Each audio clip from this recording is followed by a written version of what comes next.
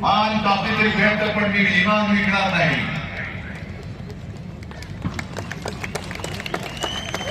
त्याचा आदर किंवा त्याची काही किंमत आपण ठेवायची की नाही ठेवायची.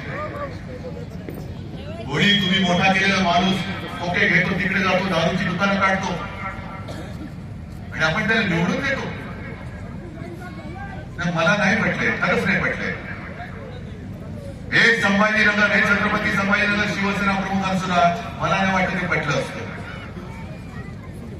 पाठीमध्ये वार करणारी अवलाद या शिवसेनेने यांना राजकीय जन्म दिला, यांना मंत्रिपद दिलं. आणखी काय करायचं बाकी होतं? सगळं काही केलं तरी सुद्धा उलटे फिरून तुम्ही आईवरती वार करताय आणि त्याला जनता निवडून देते, हे मला पटूच शकत नाही. मग कोणासाठी लढायचं, कोणाच्या भरोशावरती लढायचं? आज सुद्धा मी मैदानात उतरलोय, कोणासाठी उतरलोय? माझ्यासाठी उतरलोय. माझं काय जातंय? महाराष्ट्र ऋतू काय ना, संभाजीनगरचा मेडिकल डिव्हाइस पार्क, 1 लाख नोकऱ्या देणारा मेडिकल डिव्हाइस पार्क गुजरातला गेला. माझं काय जातंय? मुंबई अदानीच्या घशात घातले, जाऊ दे ना, मला काय त्याचं.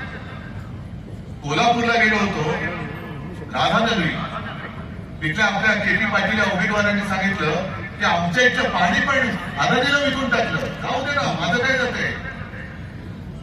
हे सगळं जाऊ दे ना, माझं काय जात नाही. एक दिवस आपण सगळेच जाऊ,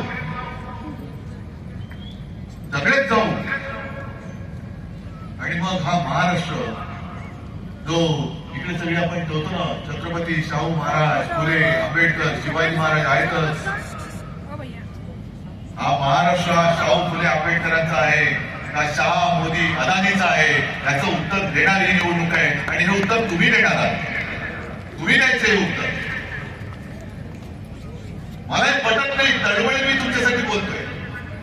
माझ्या डोक्यामध्ये काही मुख्यमंत्री पदाचं फूल घुसलेलं नाही, ते काही वेळेला नव्हतं. आणि तेव्हा जर का माझ्या डोक्यात ते घुसलेलं असतं तर एका क्षणात मी वर्षात सोडून माझ्या घरी मातोश्रीकडे गेलो नसतो.